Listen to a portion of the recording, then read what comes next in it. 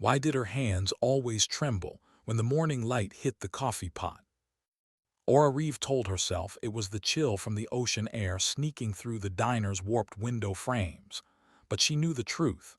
It wasn't cold. It was fear that made her fingers shake just enough to ripple the surface of the steaming coffee before she set the cup down. The regulars never noticed. Or maybe they did and decided not to see. In Port Haven, pretending was easier than confronting the quiet cruelty that lived among them. Every morning was the same. The same flickering neon sign outside reading Marlo's Diner, the same smell of bacon and salt water, the same bruise hidden beneath the cuff of her sleeve. Routine was safety. Routine meant no surprises, no questions, no slips in the fragile disguise she'd built over 3 years of trying to disappear. The first light of dawn bled through the blinds, painting the chrome counter in pale gold. Ora adjusted her collar higher to hide the edge of yesterday's bruise, tied her apron, and began the motions that kept her from thinking too much. Lights first, coffee brewing, griddle warming, tables wiped clockwise, a ritual of control disguised as work. From the kitchen, Vern Marlowe shuffled in, 70 years old, shoulders rounded like the sea had worn him down grain by grain. He stopped at the pass-through window, watching her movements with quiet worry. "Morning, Elle," he said, voice still rough from sleep. "Coffee smells good." "Morning, Vern," she replied, the customer service smile already in place. Supply order came up short again, half the bacon's missing.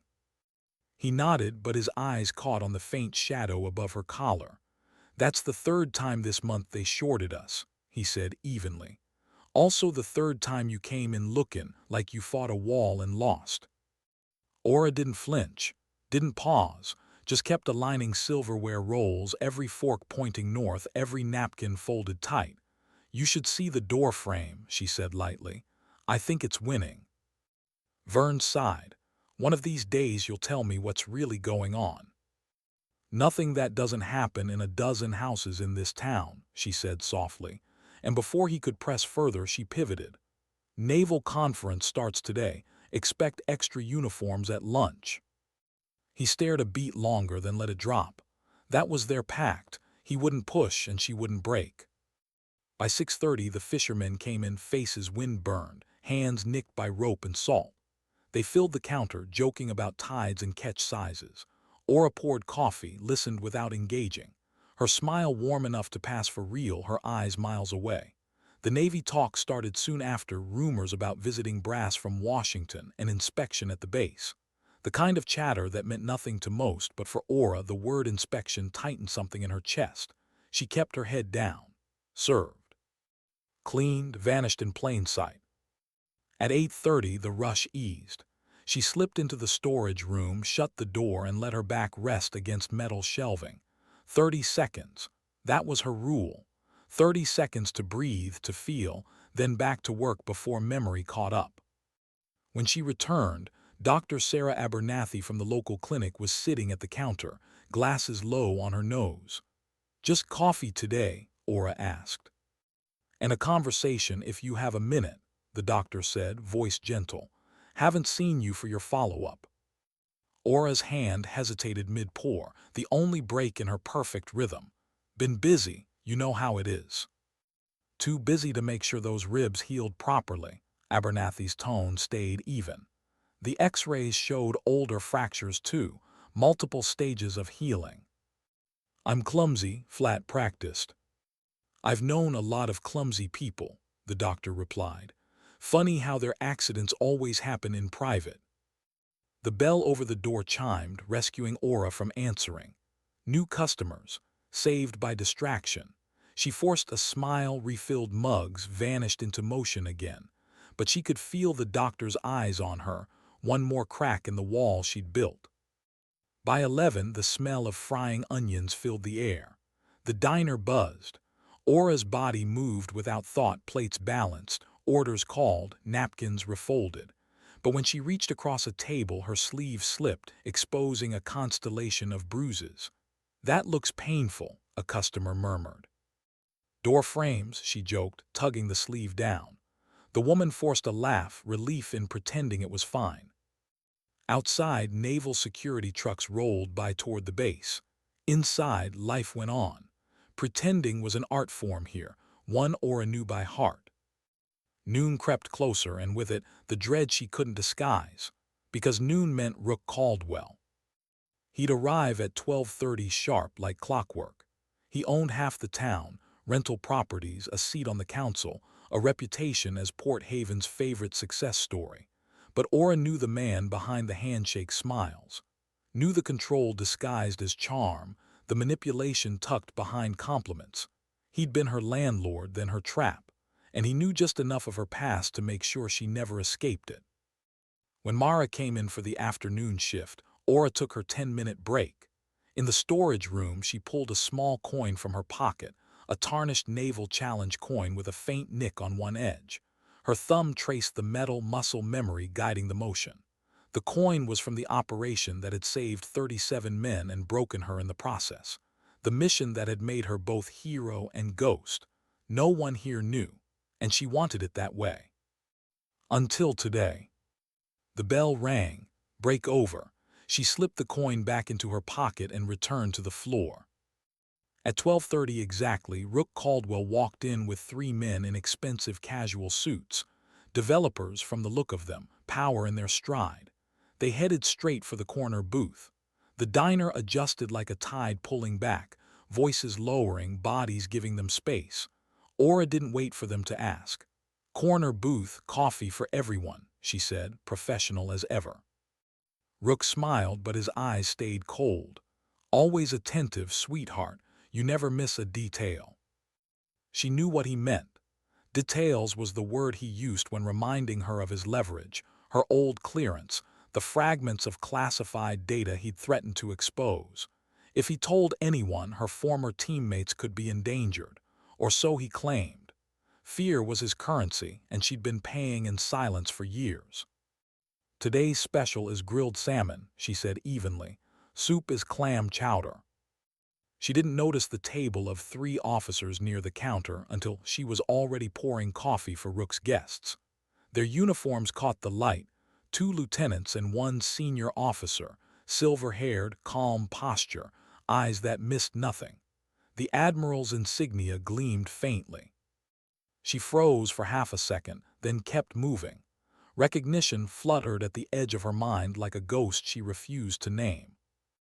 Lunch exploded into its usual rhythm, orders, clatter, movement, but Aura's focus split between the Admiral's table and Rook's watchful smirk. Each time she passed him, he found a reason to pull her back.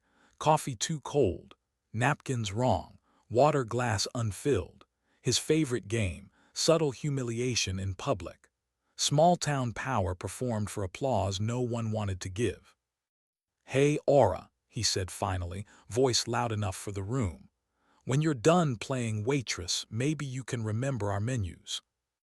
A few diners looked up, then looked away. That was Port Haven complicit silence. She kept moving, jaw tight, didn't break. But someone else noticed. The Admiral turned slightly in his seat, watching her with quiet precision. His gaze wasn't curious, it was trained, assessing. The lunch rush thickened. Aura's hands began to shake again, the tremor worse now from exhaustion and nerves. When she reached across Rook's table to clear a glass, he caught her wrist. Not hard enough to bruise, but enough to claim ownership.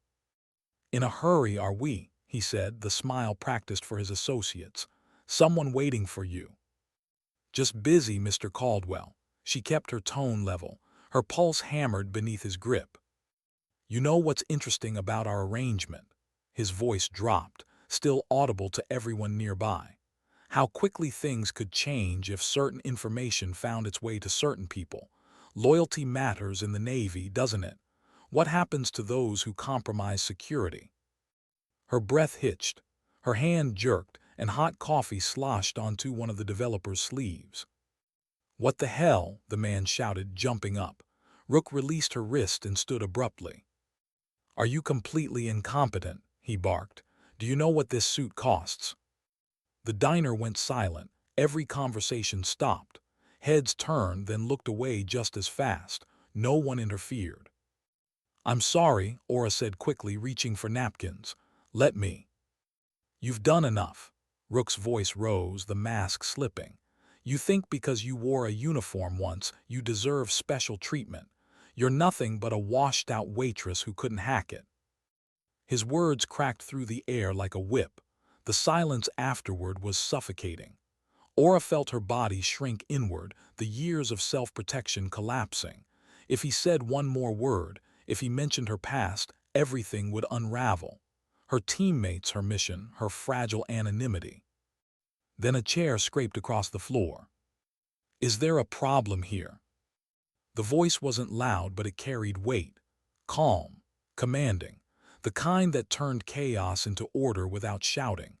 The Admiral stood, his posture straight but unthreatening. His eyes locked on Rook with the kind of quiet authority that made even bullies hesitate. Just a staff issue, Admiral, Rook said quickly, switching to charm. Nothing to concern yourself with. The Admiral didn't look at him. His attention stayed on Aura. Ma'am, he said evenly, did he touch you? The question hit like a shockwave. Not just because of its directness, but because of what came next.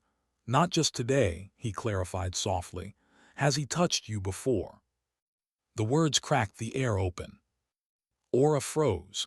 Every path forward felt lethal. Deny it and stay trapped, or admit it and lose the invisibility that had kept her alive.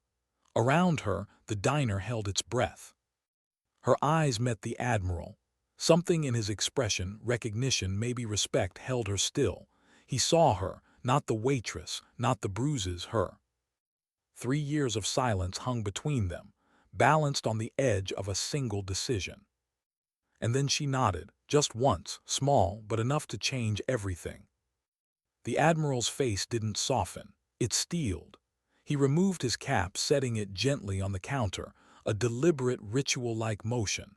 A jagged scar along his right temple caught the light. The gesture stirred something deep in her memory, a half-remembered operation briefing, a voice over a comm channel. The Admiral turned slightly. Lieutenant Commander Ames, Lieutenant Wexler, please escort Mr. Caldwell outside. He's finished his meal. Rook's composure cracked. Do you have any idea who I am? I have the mayor. And I command the 5th Naval Special Warfare Group, the Admiral said quietly. We're done here. His officers moved with smooth precision. No force, no shouting, just presence. Rook sputtered threats, looked around for allies, found none. His associates studied their coffee. The townsfolk kept their eyes down. Even silence had a hierarchy. As the door closed behind them, the tension broke, but the quiet that followed wasn't peace. It was aftermath. The Admiral approached her slowly, voice low enough only she could hear. Some men mistake fear for respect, he said. That mistake ends here. Aura swallowed, words catching. Why are you doing this? Because everyone else forgot how, he said simply. Is there somewhere private we can talk? Vern stepped out from the kitchen, wiping his hands. My office, he said, jaw tight. Mara got the floor. Aura led the Admiral toward the back. Her legs felt like glass, every step fragile. She didn't know what waited behind that office door, but she knew one thing for certain. Her invisibility had just shattered. Why did he look at her like that, as if he already knew? The air inside Vern's tiny office felt thicker than the diner outside. The hum of the old refrigerator filled the silence between them. Aura stood near the door, one hand still gripping the frame as though she might bolt if he said the wrong thing. The Admiral removed his cap again, placed it carefully on the desk, and waited. He didn't move closer, didn't tower. He understood distance, the kind that kept people breathing. You don't remember me, he said finally, not a question. Her voice came sharp, should I? He didn't answer right away. Instead, he reached into his uniform pocket and pulled out a worn leather wallet. From it, he slid a small, time-stained photograph and laid it on the desk between them. Aura's breath caught. It was her, younger, standing in crisp naval whites, accepting a commendation she'd almost forgotten. Beside her, the same man, years younger, no scar, no silver hair, just the eyes. calm, alert, seeing everything.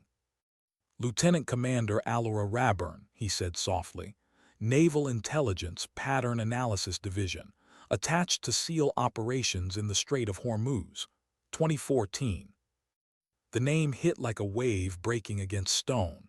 Allura Raburn, a name buried so deep she'd almost convinced herself it belonged to someone else.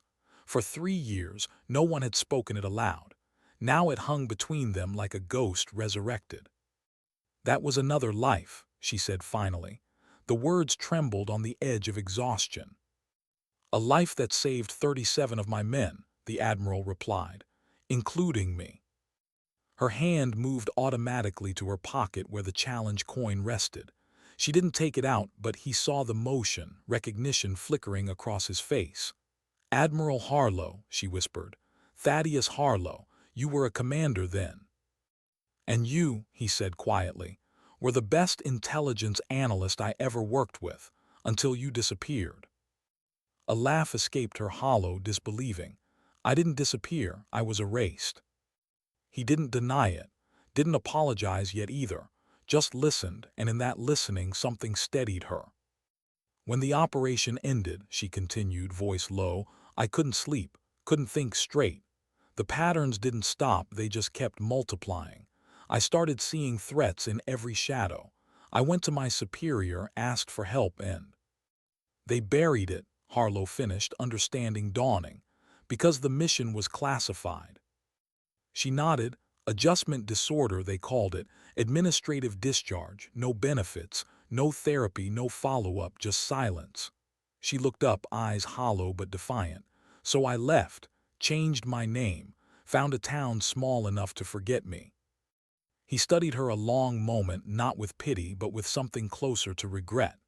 When I made Admiral, he said, I gained access to files I couldn't see before. Yours didn't match your record. Your evaluations were perfect, meticulous. The discharge report made no sense. She gave a bitter half-smile. So the inspection, it's about me. The inspection is real, he said. But I asked for this assignment. I wanted to see for myself.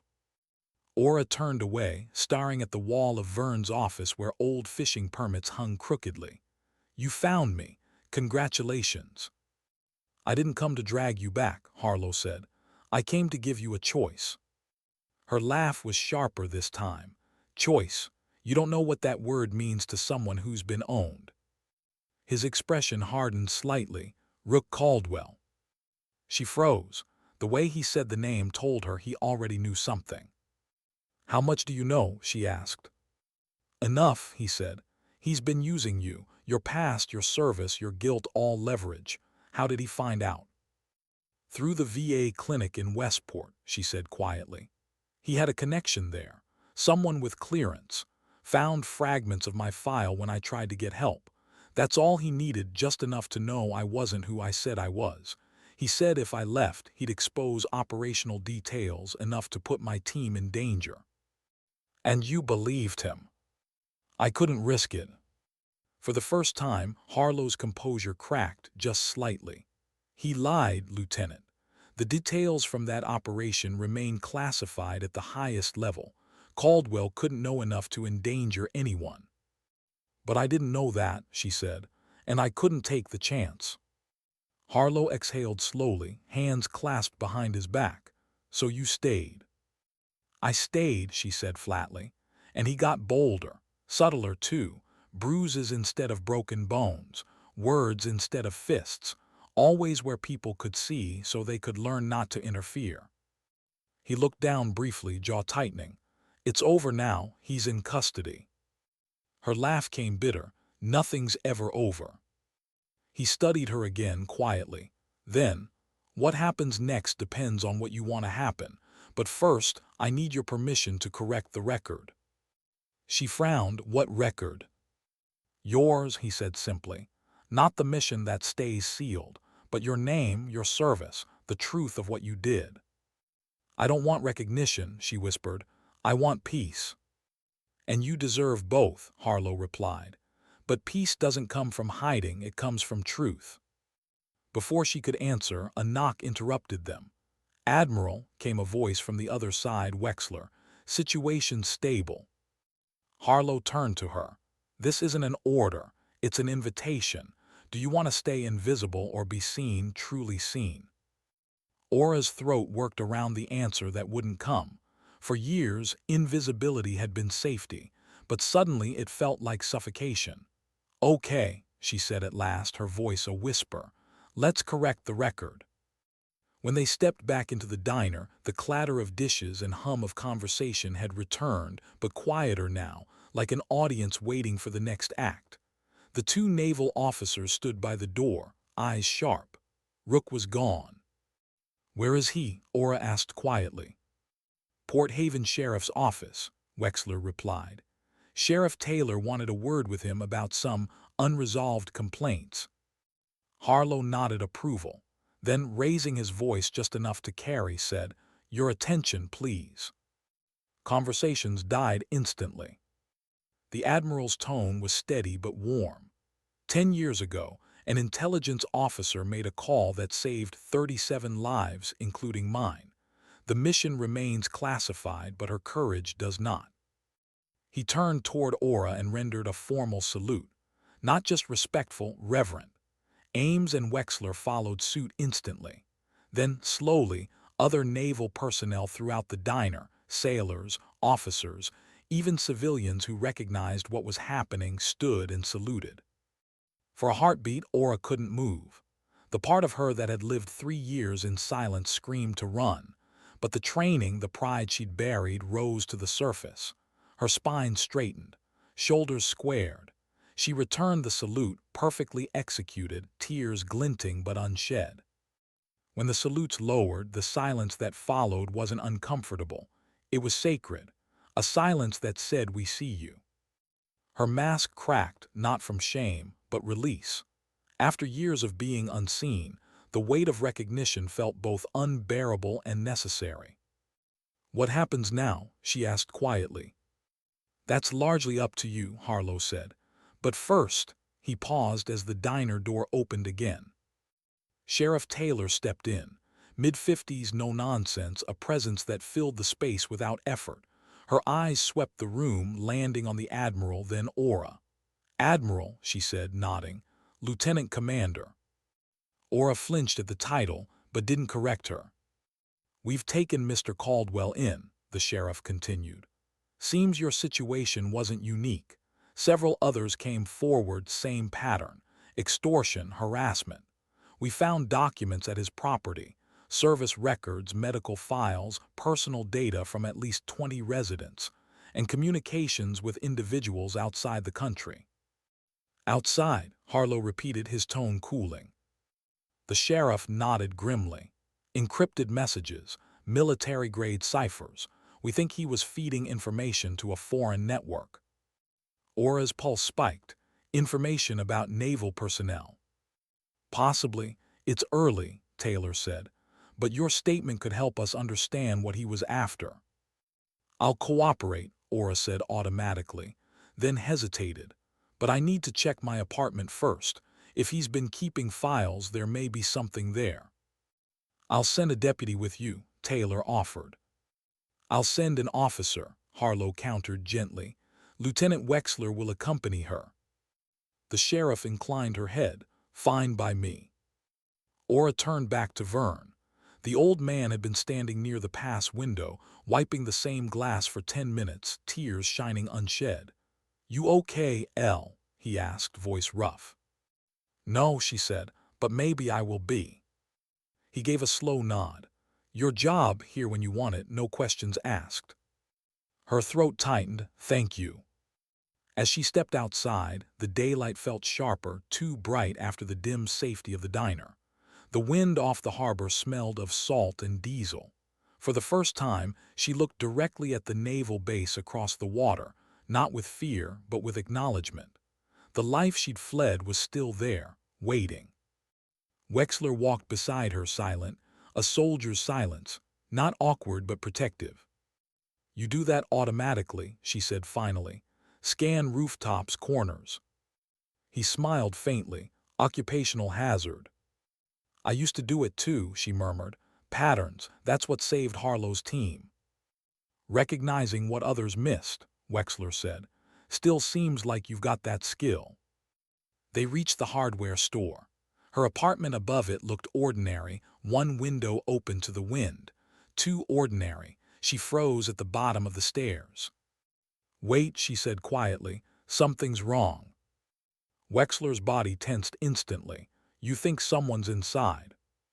"No, but someone been here." She pointed to faint scratch marks near the lock. "Fresh. He's been here since this morning." "I'll go first," Wexler said. He drew his sidearm, moved up the steps silently, and pushed the door open with practiced precision. Clear. Aura followed, her pulse hammering. The apartment was small, neat, almost obsessively ordered. She went straight to the loose floorboard under her bed, her makeshift safe. The hollow space was empty. "They knew exactly where to look," she said softly. "He told them." "Who?" Wexler asked. She looked up, eyes cold. "Whoever he's been selling information to." Wexler was already on his radio. "Base command, this is Lieutenant Wexler. We have a confirmed breach." But Aura wasn't listening. Her analytical mind was already at work, assembling fragments. Rook's sudden boldness, the timing of the inspection, the precision of the break-in. None of it was random. "It's not just blackmail," she said finally. "It's connected to something bigger."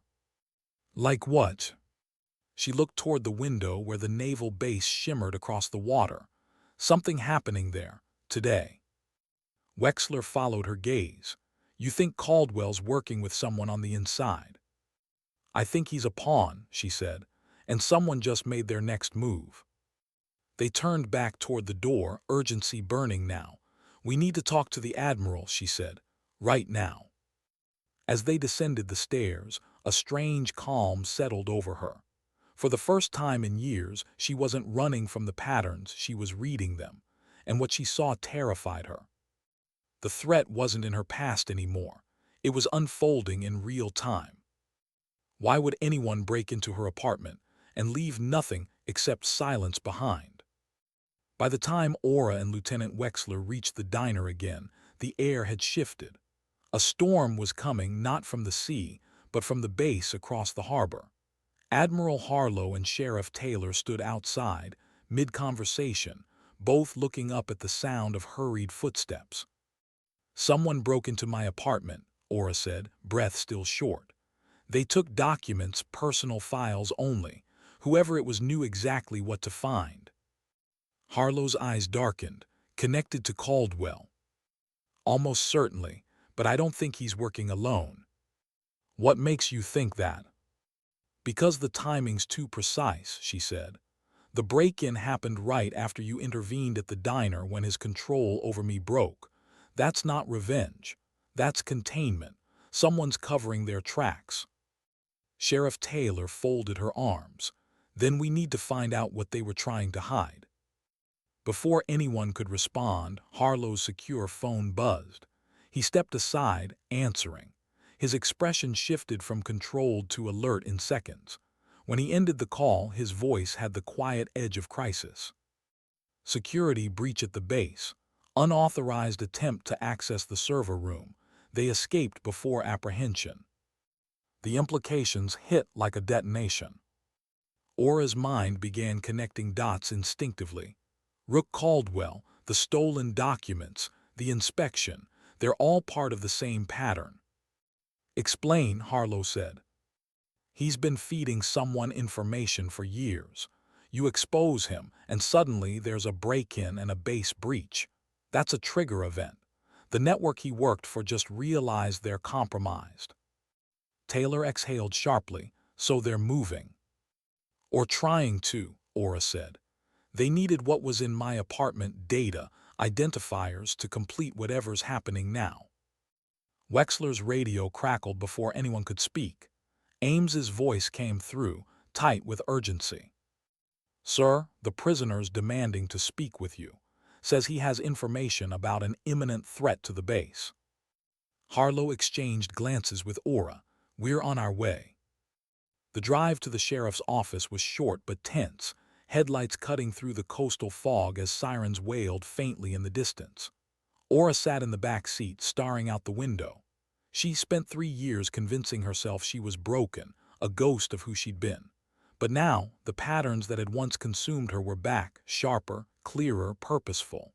The world she'd tried to forget was rising again, and this time she wasn't running. Inside the municipal building, fluorescent lights buzzed overhead. Deputies paused to watch the procession, Admiral Harlo in full uniform, Sheriff Taylor in plain clothes, Wexler beside a woman still wearing a diner apron and thousand-yard eyes. They didn't understand what they were seeing, not yet. "He's in interview too," Taylor said. "Ames is with him, been alternating between threats and bargaining." Through the one-way glass, Rook Caldwell looked smaller than Aura remembered. His tailored shirt was wrinkled, hair damp with sweat. The arrogance was there, but dulled fear creeping in at the edges. "He's frightened," Aura said quietly, analyzing his body language. "And not just of us. Look at his watch, he's checking it every 30 seconds. He's waiting for something." Harlo watched her as much as he watched Caldwell. Performance or genuine fear? "Both," she said. "He's pretending control while waiting for a signal he can't stop." "Let's find out." When they entered, Rook's head jerked up. Relief flashed across his face, relief that died when he saw Aura behind the Admiral. "You've caused quite a situation," Harlo began evenly, sitting across from him. "Breaking and entering, extortion, interference with a military investigation, and now possibly aiding a security breach." "I had nothing to do with that," Rook snapped. "I told them I need to speak with you directly. This is national security." "Then start talking," Harlo said. "I want immunity, protection, then we'll talk." Taylor crossed her arms. "You're in no position to negotiate." "You don't understand who you're dealing with," he said, voice rising. "These aren't people you just arrest. They'll come for me. They'll come for all of you." Aura stepped forward, voice calm but precise. "What time is it supposed to happen, Rook?" He blinked. "What?" "The thing you're waiting for," she said. "You've been checking your watch since we walked in. Is it a call, an extraction, something happening at the base?" His mouth opened, then closed. That flicker of panic was enough. "You're lying badly," she said softly. "You always do when you're scared." "I want a lawyer," he said flatly. "That's your right," Sheriff Taylor said, unmoved. "And while we wait for one from the mainland, the base is on full lockdown. No communications in or out. Civilian contractor access suspended." The words landed like a hammer. Rook's face drained of color. Whatever he'd been waiting for required access, and that door had just closed. Harlo leaned forward, voice low. "Mr. Caldwell, this is your last chance. You give me something that helps prevent loss of life, and I'll ensure your cooperation is acknowledged. You stay silent, and you'll go down with whoever you're protecting." For a moment, silence. Then, "It's not an attack," Rook said finally, voice shaking. "It's an extraction." "Extraction of what?" Harlo asked. "Not what, who?" Rook's eyes flicked toward Aura. "They never cared about you. You were just leverage. The real target is at the base, Dr. Farley Rowan. He's been passing them data for months, surveillance prototypes. He stopped communicating last week. They need to pull him out before he talks." Aura's chest tightened. "Dr. Rowan worked on my operation. He designed the pattern recognition algorithms I used to identify the ambush." "Then he's the connection," Harlo said, rising. "When?" 15 minutes ago," Rook whispered, "but with the lockdown." "He didn't finish. He didn't have to." "Lieutenant Ames, stay with him," Harlo ordered. "Taylor, keep him secured. Lieutenant Wexler with me." He looked to Aura. "Lieutenant Commander Raburn, I could use your expertise." The title hit her like a memory. For 3 years she'd been Allora Reeve, Waitress ghost. Now, for the first time, the name Raburn didn't sound like a wound. It sounded like purpose. "I'm with you," she said. As they left, Rook shouted after them, panic breaking through the mask. "They'll know I talked. You can't leave me here." The sheriff closed the door on his protests. "He'll be fine," she said, "for now." Outside, the night wind cut sharp across the parking lot. Harlo spoke while walking. "Wexler, alert base security. Discreet surveillance on Dr. Rowan, but no confrontation yet." "Yes, sir." Harlo turned to Aura. "Rowan's involvement confirms this isn't isolated. The network we dismantled in Hormuz, you think it's still active?" "Different faces, same architecture," she said. "It's how they operate. When one channel burns, another opens. If Rowan's been leaking surveillance tech, they'll want to extract him before he gives up his handlers." "And if extraction fails?" Harlo asked. "They'll silence him," she replied. The drive to the base felt shorter this time. Aura sat forward, watching the familiar perimeter lights draw closer, the same base she'd avoided looking at for 3 years, now a battlefield of data instead of bullets. The gate guards stiffened at the sight of the Admiral's vehicle. Within minutes, they were cleared through. The security center was alive with motion, personnel moving between terminals, voices low, calm, precise. A younger officer, Commander Hayes, met them at the entrance. "Sir, Dr. Rowan's still on site, currently in Lab 3 with the inspection team, unaware of the lockdown." "Keep it that way," Harlo said. "Surveillance only." He turned to Aura. "You'll need access to the system he's been working on. Hayes will get you a terminal." She nodded, stepping into the briefing room. The faint hum of servers filled the air. Her fingers hovered over the keyboard, then began to move fast, deliberate, remembering pathways she hadn't touched in years. Lines of code filled the screen like constellations. "The base surveillance core is built on Rowan's framework," she said after a few minutes. "But he's modified it, subtle changes to packet routing and data storage." "Vulnerabilities?" Harlo asked. "Worse, hidden mirrors. Every feed this system processes is duplicated and sent through a secondary protocol, off-site." Harlo's jaw tightened. He's been exfiltrating surveillance data. "For at least 8 months, Aura said. "And the backup addresses are masked through naval proxy servers. He's good he hid inside our own blind spots." Wexler entered, voice clipped. "Dr. Rowan just requested access to the server room for calibration. Denied per protocol. He's agitated, trying to leave the base." "Detain him," Harlo said, quietly. As Wexler left, Aura's fingers kept moving. Every keystroke peeled back another layer of deceit. Then she froze. "Admiral," she said, voice barely audible. "The data he's transmitting, it's not just algorithms. It's personnel files, deployment schedules, your inspection itinerary." The realization hit like cold steel. "Then the extraction wasn't just to protect him," Harlo said. "It was a cover for a potential strike." Before Aura could respond, the intercom crackled. "Dr. Rowan in custody. No resistance." Harlo exhaled. "Good. Contain him and sweep every lab he's accessed." For the next hour, controlled chaos unfolded. Teams combed through the facility, finding 3 miniature transmitters disguised as maintenance sensors. All active, all transmitting to encrypted foreign frequencies. When Harlo returned to the briefing room, Aura was still at the terminal, tracing digital footprints.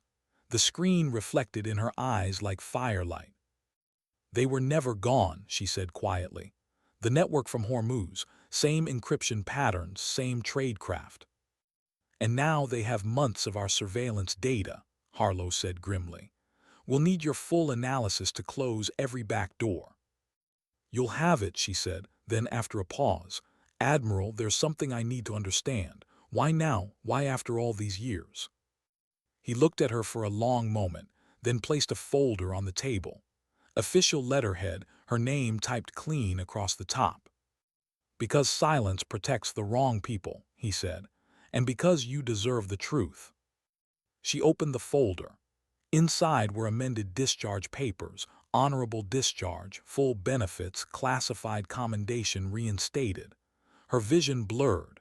3 years of struggle, of isolation, of nightmares that never had names, all because she'd been erased. "Why would you do this?" she whispered. "Because someone once saved 37 men by trusting her instincts," Harlo said, "and because she deserves to live without shame." She closed the folder carefully like something sacred. "Thank you," she said, and for the first time meant it. Outside the briefing room, alarms blared once more, base-wide lockdown tightening as intelligence officers confirmed that the captured transmitters were part of a much larger network spanning multiple ports and naval facilities. Aura stood beside Harlo, watching the lights flash red across the corridor. For years, she'd been invisible. Now the world was suddenly seeing her again, not as a victim, but as the one person capable of understanding the pattern no one else could see. And beneath the fear, something unexpected stirred: purpose. She turned to the Admiral. "You'll need someone to map the network, someone who's seen it before." "I was hoping you'd say that," he replied. For the first time in 3 years, Allura Raburn didn't flinch at the sound of her name. Why did she feel calm while the alarms blared? Maybe because after years of running from ghosts, at least this threat had a face. Aura followed Admiral Harlo through the narrow hallway that connected the operations center to the holding wing. Red light from the rotating beacons washed over the steel walls. Every few seconds, a PA voice repeated the same message: "Base lockdown. All personnel remain at your stations." She'd expected panic. Instead, everything ran like clockwork, ordered chaos, just like every operation she used to brief. She could almost taste the adrenaline that used to define her life. Sharp, metallic, addictive. Harlo stopped outside an interrogation room. Through the glass she saw Dr. Farley Rowan sitting perfectly still, hands folded. He didn't look like a spy. He looked like a man who'd convinced himself he wasn't one. "Take a minute before you go in," Harlo said quietly. "You're not here as a suspect. You're here because he might only talk to someone he once trusted." Aura nodded, drew one long breath and entered. Rowan looked up, recognition flickered. "Allura." "It's Aura now," she said. "I wondered if it was you in that diner video," he murmured. "I didn't want to believe it." "You should have," she replied. "Start talking." He smiled faintly, the kind of smile built on superiority. "You were always direct. It's what made you useful." "Useful for what?" "Selling classified surveillance tech." "For balance," he said. "You don't see it, do you? They used your algorithms to wage invisible wars. I just leveled the field." "You sold information to foreign networks." "I shared data to prevent monopoly," he said, "to stop endless escalation." Her jaw tightened. "You think that's noble?" "I think it's necessary. You taught me that the system hides what doesn't fit. They buried you, didn't they? Same machine, different victim." He was trying to mirror her pain, she realized, twisted into justification. The kind of manipulation she'd lived under for years. She wouldn't fall for it again. "You don't get to compare us," she said. "I survived being erased. You chose it." For the first time, his composure faltered. "You really don't understand what they'll do to me." "Maybe not, but you're alive. That's already more than some of us got." She turned toward the observation window. Harlo's silhouette waited behind the glass, still patient. She gave the smallest nod, finished. As she stepped out, Harlo asked quietly, "Well?" "He'll talk," she said, "but not to us. He'll talk to a pattern." Harlo frowned, meaning. "He built redundancy into the network," she said. "If he doesn't transmit within a certain window, the system activates an automatic dump. Massive data released to every node it's ever touched. He's not protecting himself. He's protecting the network." "How long?" 6 hours, maybe less." "Can you stop it?" "I can try." In the Data Operations Center, screens glowed pale blue. Dozens of analysts worked in near silence. Aura sat at the center console, hands steady now. Wexler stood behind her, watching the code scroll. "Talk me through it," he said. They built the mirror network using nested authentication keys, she explained. Each key tied to a human action, a heartbeat pattern, an iris scan, a keystroke rhythm. It's elegant, terrifyingly so. And to shut it down, I need to mimic Rowan's digital signature. But if I misstep once, it'll assume he's been compromised and trigger the dump anyway. Wexler hesitated. You sure you can?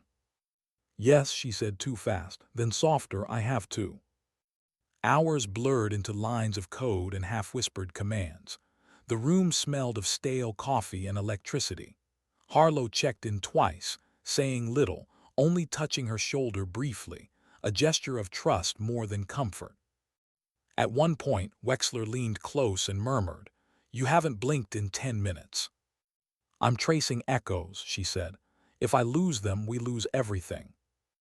The words didn't sound like pride. They sounded like fear held still long enough to function.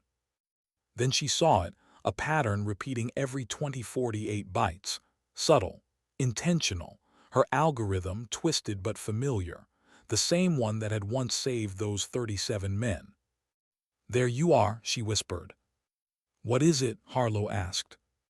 "The back door. He left his own fingerprint inside my code." She started typing faster. "If I can invert the checksum, I can close the loop and make the system believe the dump already happened." "Do it." She hesitated. "If I do this wrong, it'll fry the servers.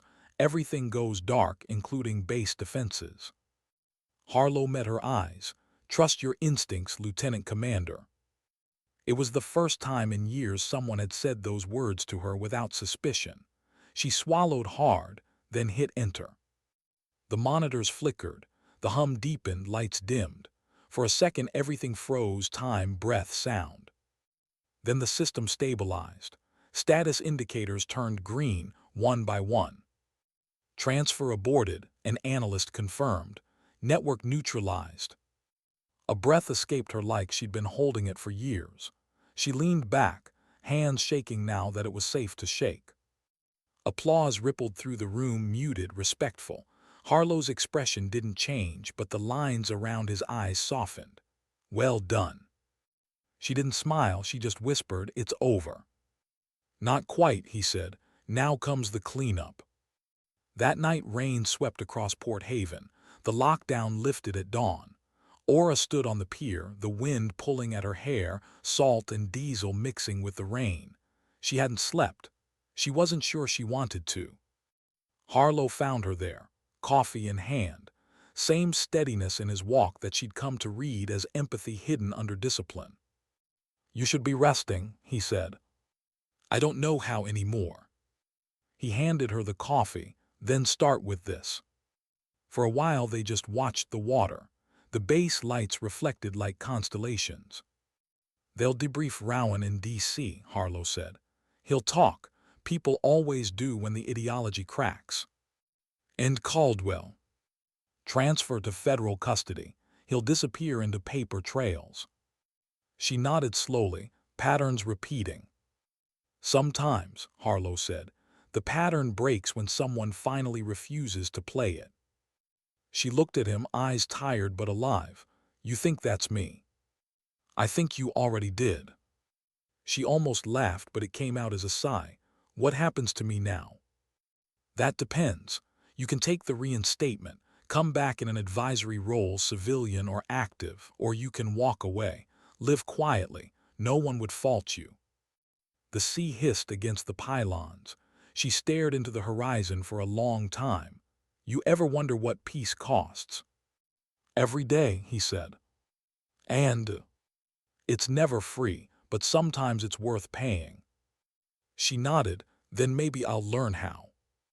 He didn't press further, just left her there, coffee cooling, sunrise cutting through the clouds in streaks of gold. For the first time since the war, she didn't feel invisible, just unfinished. Later that morning, Vern from the diner found her at the edge of the dock. He held out a folded envelope. "Some officer dropped this off, said you want it." Inside was a single sentence, typed on official letterhead. Service reinstated at personal request of Admiral T. Harlo. Assignment optional. No order, just choice. She smiled, small, genuine.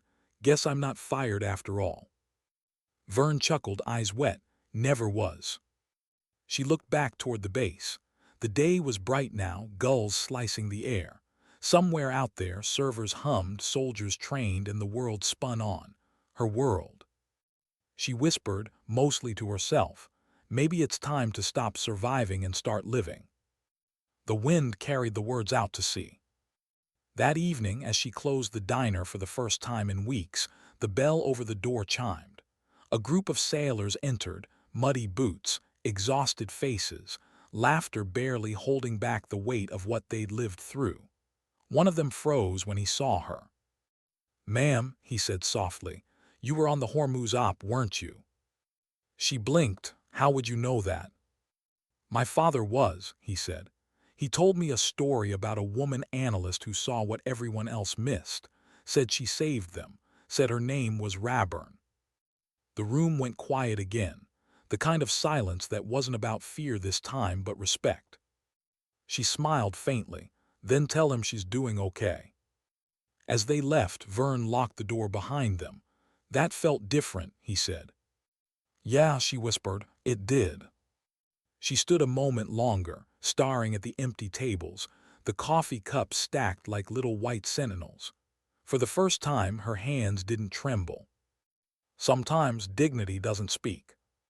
It simply acts. Why did saying yes feel heavier than the years she'd spent saying no? Aura Reeve, Alara Raburn again, at least on paper, sat in the transport plane's dim cabin, the low thrum of turbines vibrating through the deck plates. Outside the porthole, clouds spread like gray armor over the Atlantic. She hadn't been airborne in years. She thought the sound of engines might bring comfort. It didn't. It sounded like a promise she wasn't sure she wanted to keep. Across from her sat Admiral Harlo, reading a report by the cold blue light of a tablet. Lieutenant Wexler was strapped in 2 rows ahead, pretending to sleep but clearly awake, the way soldiers never truly rest on transit flights. "This wasn't supposed to be my life again," Aura murmured. Harlo looked up without surprise. "None of us planned for second tour. Life decides." He slid the tablet toward her. On it glowed a map, a web of red lines stretching from Port Haven to London, Berlin, and finally Istanbul. The last line pulsed. "That's where the fragments lead?" she asked. "That's where the mirrors re-emerged," he said. 3 naval contractors vanished in Turkey over the last month. All worked on the same surveillance interface Rowan duplicated. "So the network's not dead." "It never is, it just migrates." She studied the map. "And you think I can find the pattern again?" "I don't think anyone else can." She leaned back, eyes on the flickering ceiling lights. "Then I guess I'm not done." Istanbul was a tangle of heat and movement, markets, mosques, diesel, sea salt air. The mission brief was simple on paper. Assist NATO intelligence in tracing residual network nodes hidden in civilian data centers. But Aura knew better. Missions that sounded simple were usually the ones that broke you. They set up in a secure apartment overlooking the Bosporus, old stone walls, humming servers, one window that rattled when the ferries passed. Wexler ran logistics, Harlo coordinated from the embassy, and Aura built a command station out of borrowed hardware and instinct. At night she listened to the city, calls to prayer echoing through the fog, distant horns, footsteps in stairwells that made her pulse quicken, until she remembered she wasn't hiding anymore. During one of those nights, Wexler brought her tea and leaned against the doorway.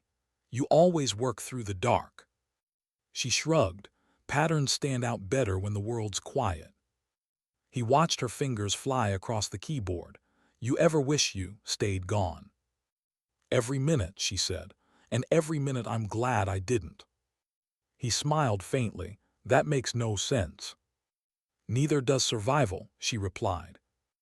By the 3rd day, she'd found something. An outbound signal piggybacking on a shipping company's tracking feed. The encryption was familiar, the same checksum inversion she'd used at Port Haven. "Whoever's running this learned from me," she whispered. "Can you trace it?" Harlo asked over secure line. "Not yet. It bounces through 3 nodes, but I can lure them." "How?" "I give them bait, something only I would know." Harlo hesitated. "That's dangerous." "So is waiting," she said, already typing. She built a false data packet, a simulation of new surveillance schematics, and embedded a silent tracer in its core.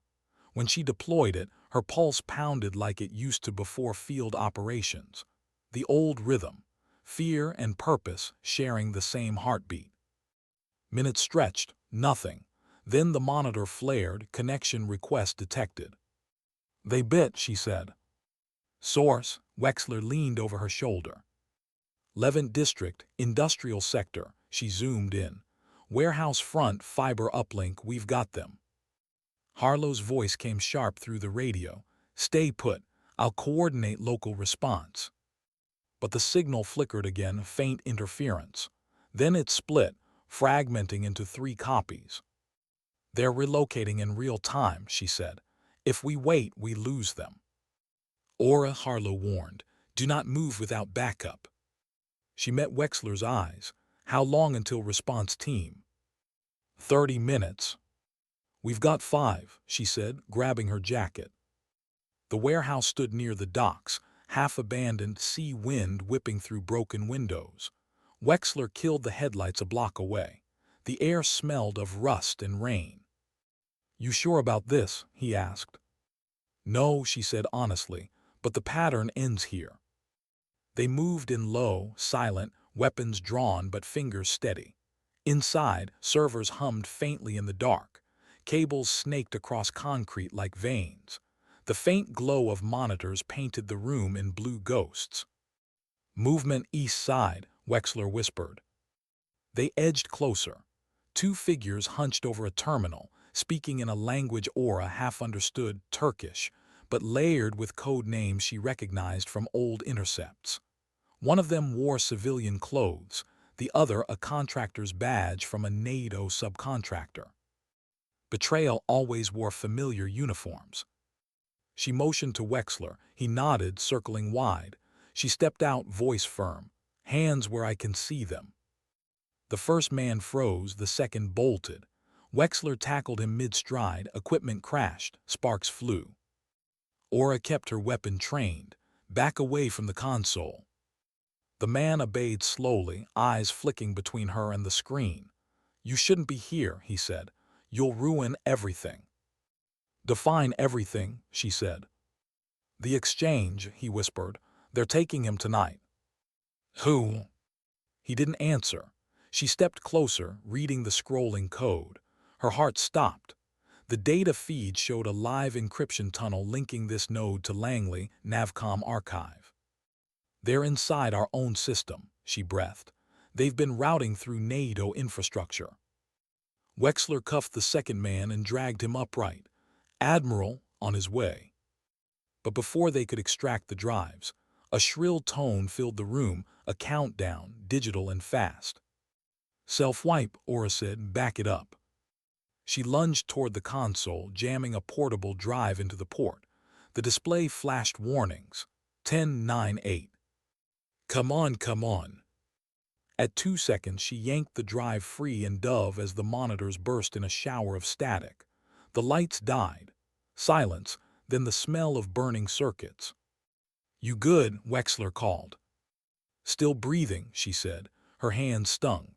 The portable drive felt hot against her palm, but intact. "Let's go," he said, "before someone comes to clean up." Back at the safe house, Harlo arrived within the hour. His uniform still damp from rain, his expression unreadable. "You disobeyed direct orders." "Yes, sir," she said. "You also prevented a complete data wipe." He paused. "So we'll call it even." She almost smiled. He gestured to the drive. "What's on it?"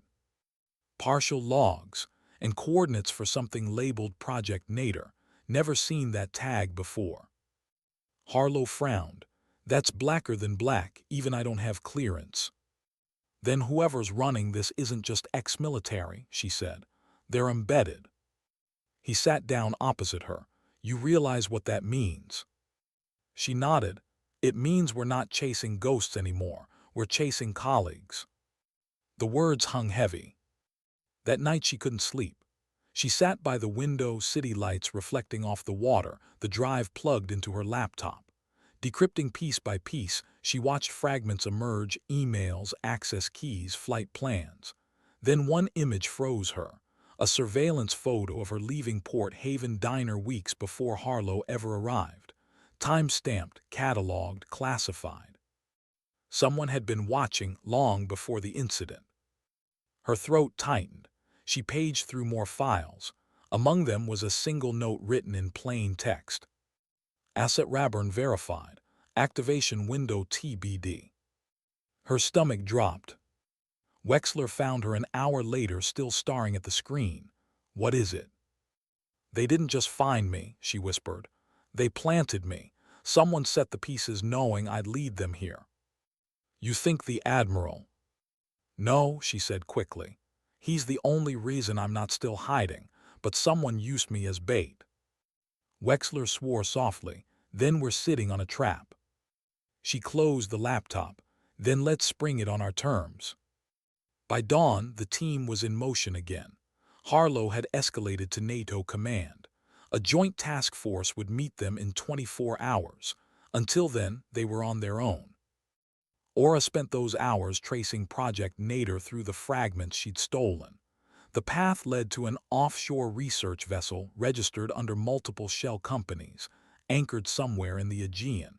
Its manifest listed environmental sensors. Its encryption headers told another story entirely. They're using the ship as a floating relay, she said, pointing at the coordinates. If we can reach it, we can expose everything. Harlo studied the screen.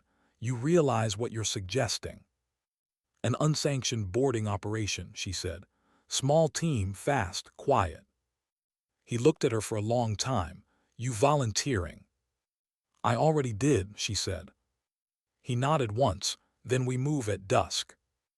They went light, 2 boats, 5 operators, 1 storm rolling in from the west. Aura hadn't worn tactical gear in years. The weight of it felt both foreign and familiar. The sea spray hit her face as the RHIB cut through waves. Ahead, the research vessel loomed. Silent, white, anonymous against the gray horizon. Last chance to turn around, Wexler said over the roar. Not happening, she replied. They grappled up the side, boots hitting metal. The deck was deserted, too deserted. Rain pelted down, muffling footsteps. They advanced toward the control cabin. Inside, computers hummed, screens alive. Data streamed in foreign scripts, and there, in the middle of it all, was a single blinking message window. Welcome back, Lieutenant Raburn. Her blood ran cold. Wexler whispered, they knew we'd come. Before she could respond, the ship lights flared, and the monitors erupted with looping video feeds.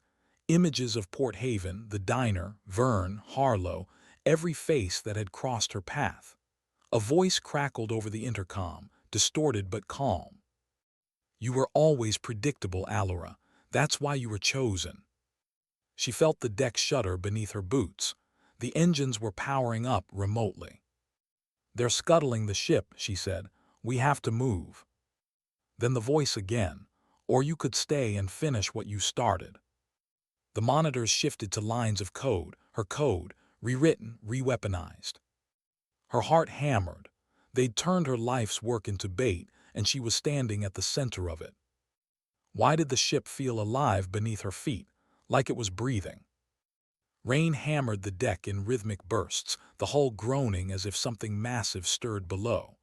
Aura could smell ozone, diesel, and fear all braided into one heavy breath.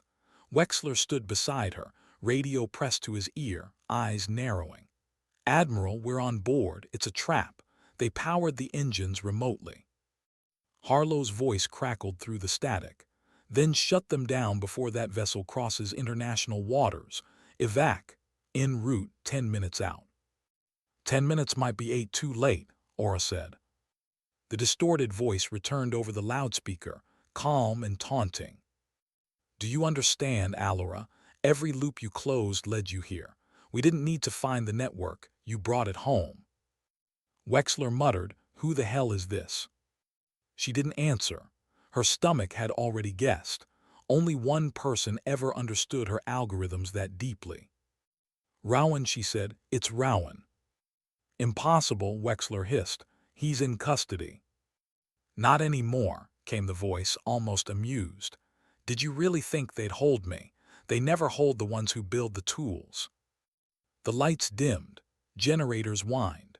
Across the control room, code cascaded over the monitors, green characters on black, alive, predatory.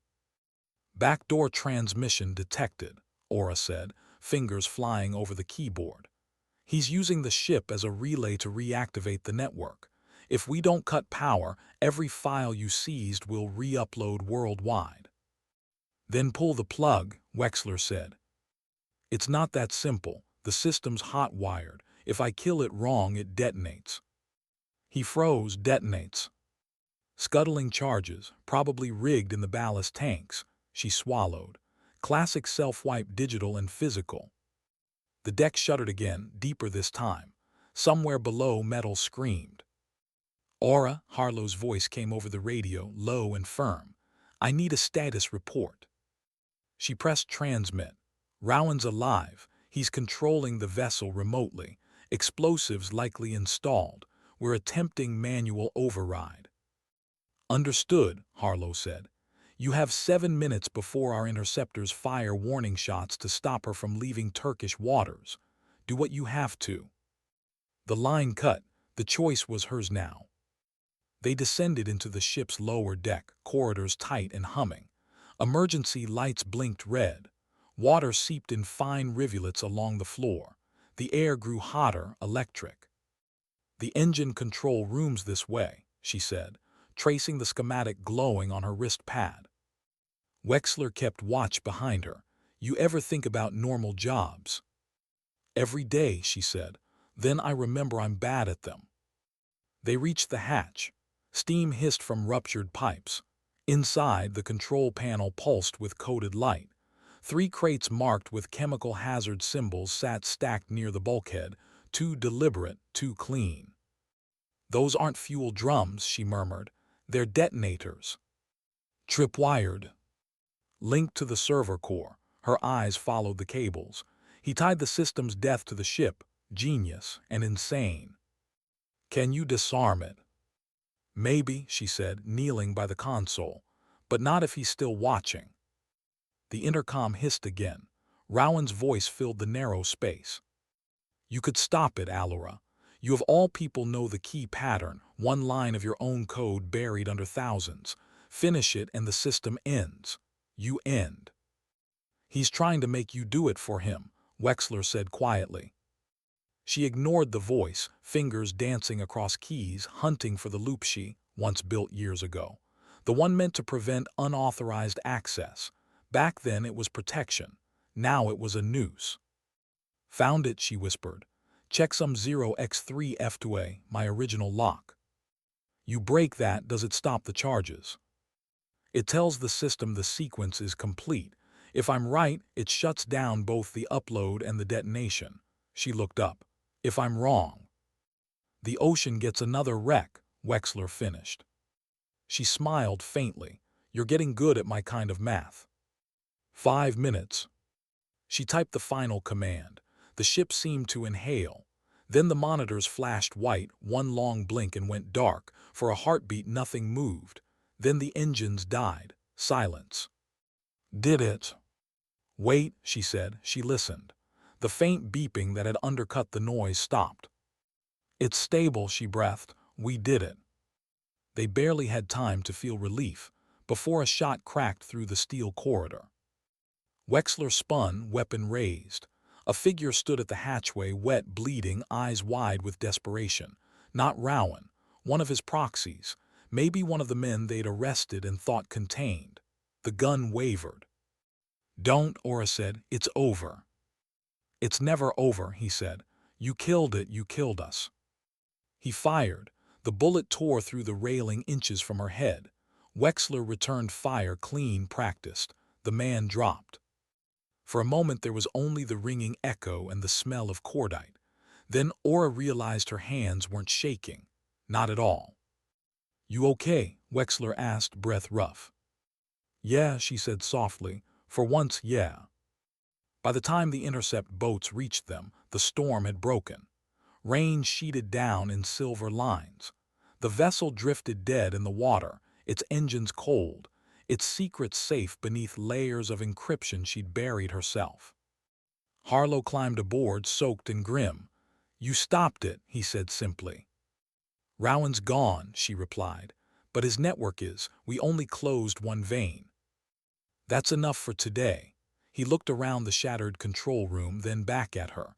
"I need to know, why didn't you wait for orders?" She hesitated. "Because I recognize the pattern. The hesitation before a command comes down. That's how good people die." He studied her for a long beat, then nodded once. "Then I'm glad you didn't." Back in Istanbul, debriefs lasted days. Interrogations, reports, coded cables, each one another attempt to turn human choices into tidy paragraphs. Aura answered what she could, refused what she must. Harlo shielded her from the worst of it. Wexler handled the rest. When it finally ended, she stood on the embassy roof as dawn painted the Bosporus in copper. Harlo joined her, carrying 2 cups of bitter coffee.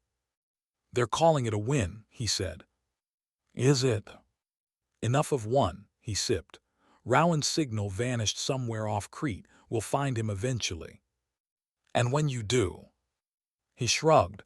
"Maybe we won't need to. You took his teeth." They watched the sun break through the mist. For a long time neither spoke.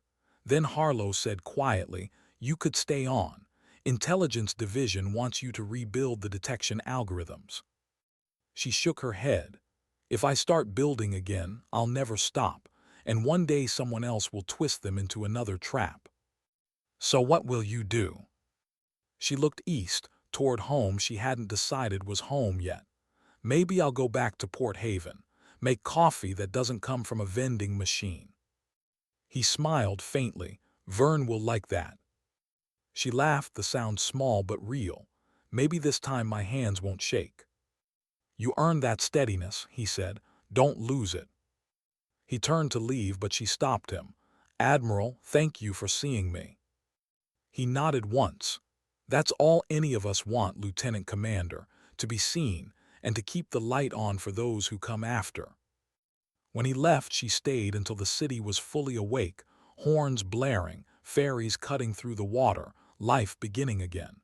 The kind of chaos that meant peace. Back in Port Haven 2 weeks later, the diner smelled exactly the same. Vern was behind the counter, pretending not to watch the door. When she walked in wearing jeans and an old flight jacket, he just said, "You're late for your shift." "I heard the boss got soft," she replied. He poured coffee into her usual cup. "You bringing any of those fancy admirals with you?" "Not this time." She sat, breathing in the steam. Outside, the harbor glittered. A fishing crew loaded supplies, unaware of the storms that had almost touched them. Life went on quiet, ordinary, miraculous. She reached into her pocket and took out the tarnished challenge coin. The edge still bore the same nick from the day everything started. She rolled it between her fingers once, then set it on the counter. Vern frowned.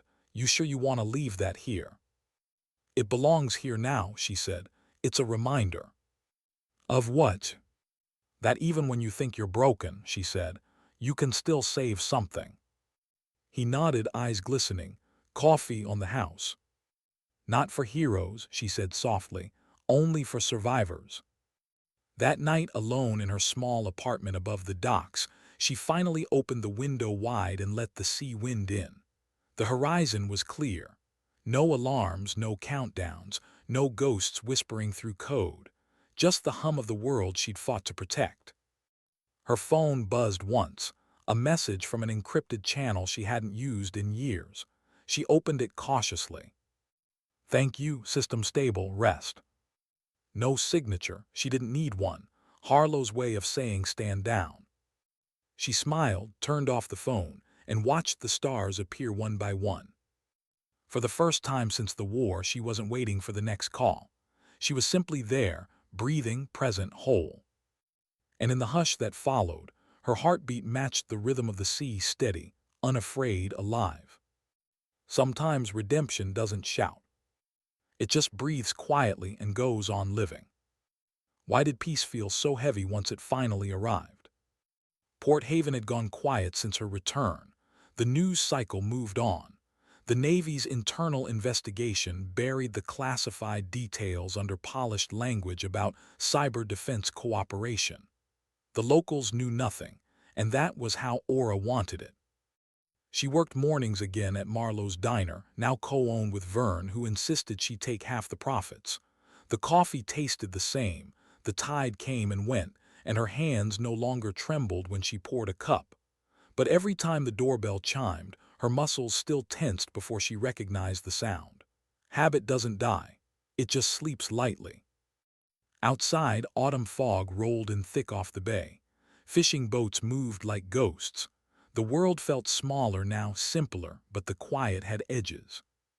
Earth to Aura, Vern said, waving a hand in front of her face. You burn in holes through that window. She smiled faintly, just watching the tide. Tide'll come whether you watch or not. Yeah, she said softly, that's what scares me. He gave her that knowing look, the kind old men give when they understand more than they admit. You keep waiting for the next storm, don't you? I think it's waiting for me. That night she sat on her porch overlooking the docks, cup of tea cooling in her hands. Her phone, the new one, unlisted, unlinked to anything she once was, buzzed once. Unknown number. No caller ID. Just a single line of text. The ocean never forgets. Her heart froze. No signature, no context, just those words. She stared at the message for a full minute, then deleted it. But the words didn't go away. 2 days later, Admiral Harlo called. Not through encrypted lines, not through code, just a plain voice call. She almost didn't answer. Admiral. Hello, Lieutenant Commander, he said, the old rank sounding both warm and cautious. How, Port Haven? Quieter than I deserve. Don't say that, he said gently. You earned your silence. Silence feels like exile. He hesitated. She could hear papers rustling on his end, the hum of a base office. Then, I'm not calling to disturb your peace, Aura, but something's come up. Of course it has. I wouldn't call if it wasn't important. Then don't sugarcoat it. He sighed. 2 days ago, one of our research submarines detected a data signal, encrypted in an identical pattern to the one you dismantled. Origin, 12,000 feet below the Aegean. That's impossible, she said. We destroyed the network. We destroyed what we could see, Harlo corrected. This is deeper, older, embedded in undersea relay cables we thought were inactive, the signals pulsing every 6 hours. What kind of signal? That's the thing, he said. It's using your encryption signature. Her mouth went dry. Mine. Yes, someone replicated your original checksum perfectly. They're pretending to be you. She exhaled slowly. And you want me to tell you if it's real or not? I want you to tell me if it's human. Human. Harlo's voice dropped. We've been intercepting echoes from beneath the continental shelf, not just data, audio. Audio. Patterns that sound like breathing, mechanical, rhythmic, almost deliberate. She leaned forward, staring at the dark water outside her window. The sound of waves hit differently now, heavier, layered. What do you want from me, Admiral? Just an analysis, he said. No travel, no command, review the data we send, nothing more. And if it's what you think it is, then we'll deal with it together. She closed her eyes. The last time she'd said yes, it had almost killed her. But some promises are harder to kill than people. Send it through, she said quietly. One last time. The data arrived that night, a compressed package, no labels. Inside, raw frequency files, sonar grids, and an attached log. She listened through old studio headphones Vern kept around for his ancient radio. The first 3 clips were static background ocean noise. The fourth made her heart stop. A low, rhythmic pulse, faint but steady like metal flexing under pressure. Then beneath it something else, fainter, human, mechanical. She replayed it, slowed it down, her breath caught. Between the pulses, buried deep in distortion, she heard her own encryption tone, a checksum signature she'd written years ago. But not a duplicate, a response. Someone or something was answering. She recorded her observations and sent them back to Harlo through a secure drop. Then she sat alone for a long time, the headphones still around her neck, listening to the tide slam against the rocks. That night she dreamed of the sea rising through the diner floor, swallowing the coffee cups, the tables, the coins she'd left behind. When she woke it was 3:27 a.m. and her window was open. 2 days later Harlo arrived in Port Haven. No uniform, no escort, just the man, older now, exhaustion stitched into his face. "You look worse than last time," she said, handing him coffee. "You always did have great bedside manner." "What's happening?" He sat, fingers laced. "We sent a sub to trace the source of the signal, 4 crew, experienced. Contact was lost 6 hours in." "Lost how?" "Telemetry cut. No emergency beacon. Last transmission was garbled, just one phrase repeated 3 times." He hesitated. "What did they say?" His eyes met hers. "They said it's speaking back." Silence, only the clink of the coffee spoon against her mug. She shook her head slowly. "Admiral, you think I can fix this with code?" "I think whoever's behind it wants you to look.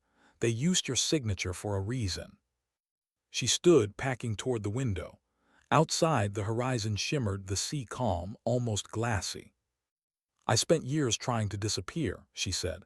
"Now the ocean's calling me by name." "Then maybe it's time you answered." The Navy research vessel Resolute left Port Haven at dawn. Harlo had pulled enough strings to make it temporary civilian assistance. Aura stood on deck as the town shrank into mist behind them. Vern had watched her go from the pier, silent except for one line. "If you come back, bring calm weather for once." Wexler met her at the railing, duffel slung over his shoulder. "You didn't think I'd let you go alone, did you?" She almost smiled. "Still can't stay out of trouble, huh?" "Not when you're the one causing it." They watched the water swallow the horizon.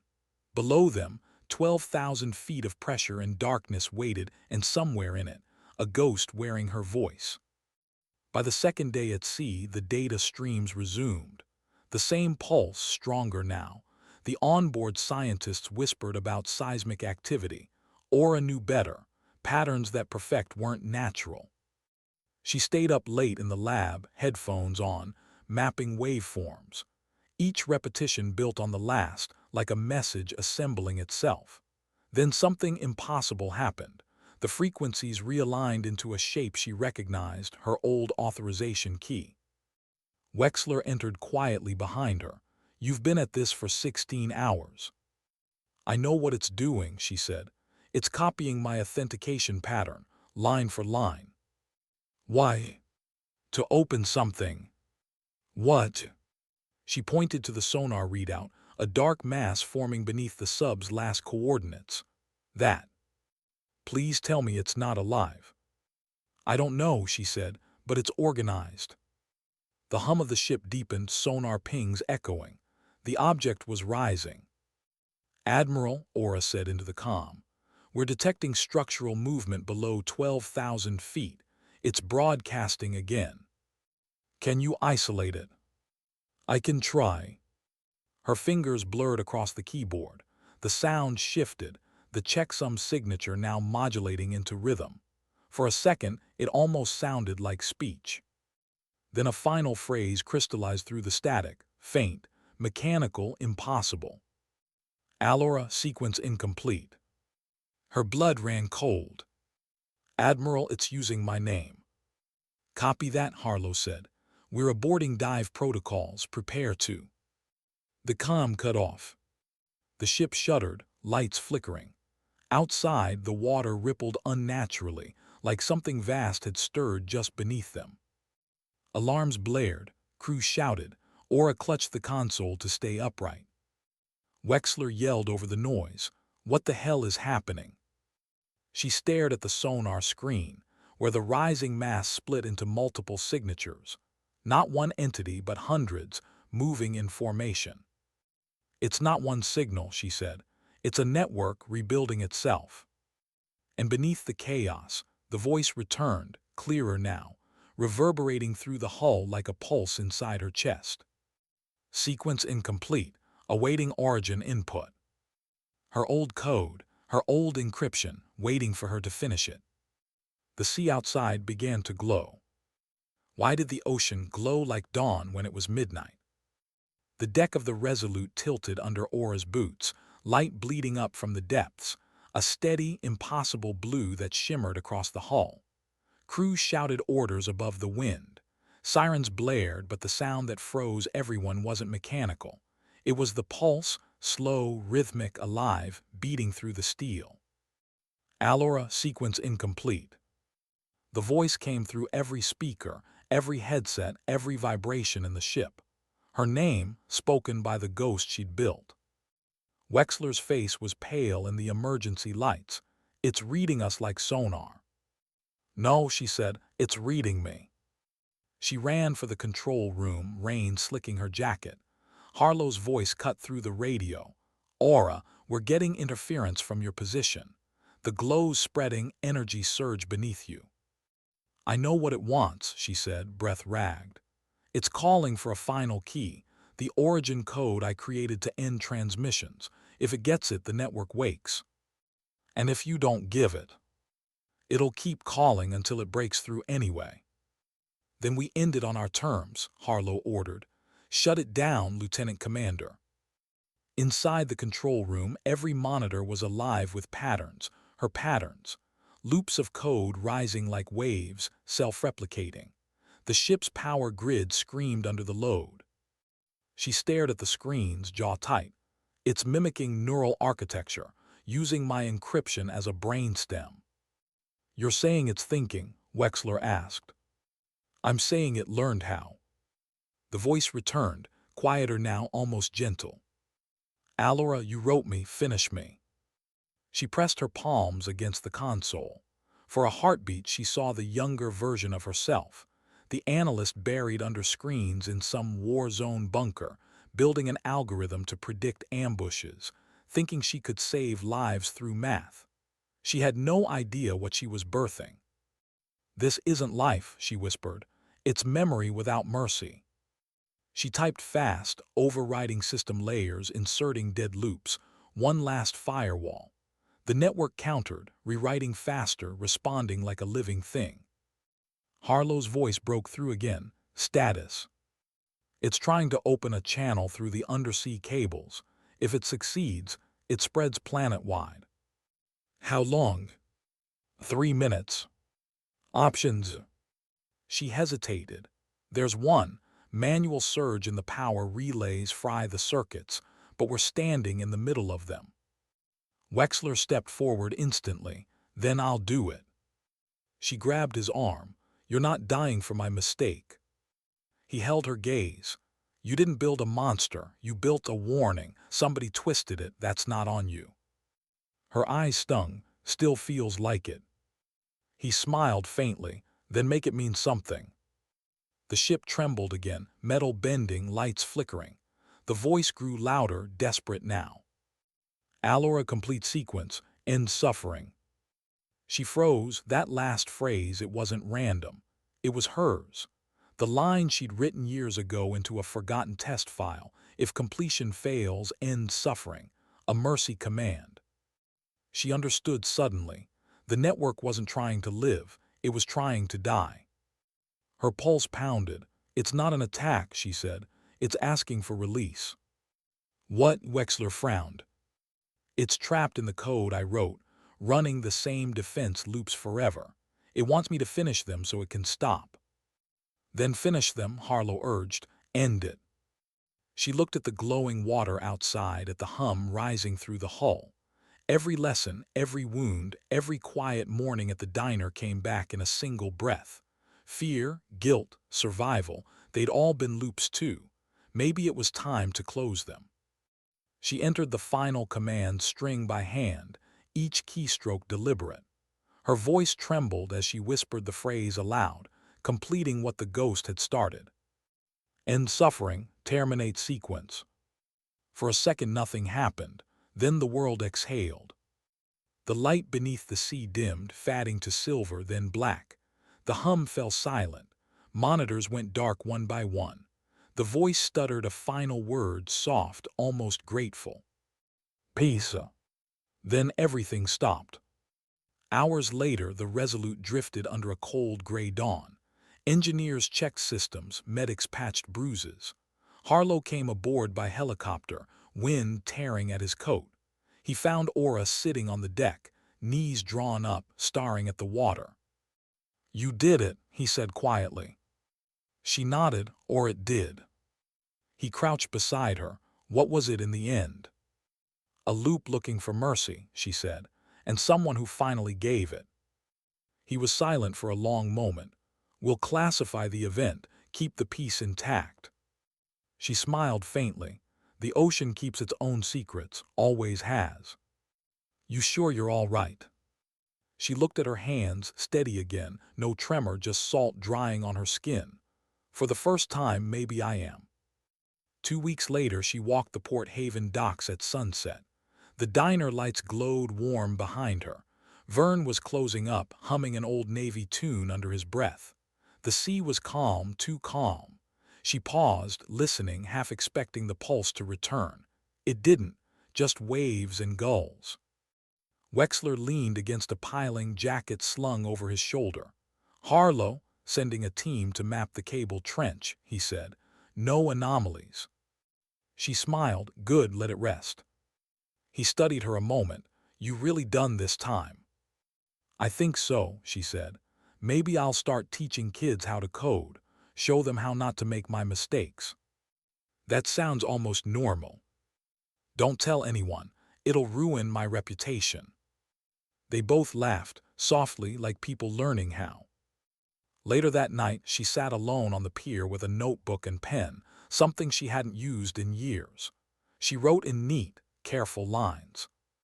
Patterns can save lives, but they can also trap them. Maybe the real courage isn't in fighting monsters, but in facing what we built when we were afraid.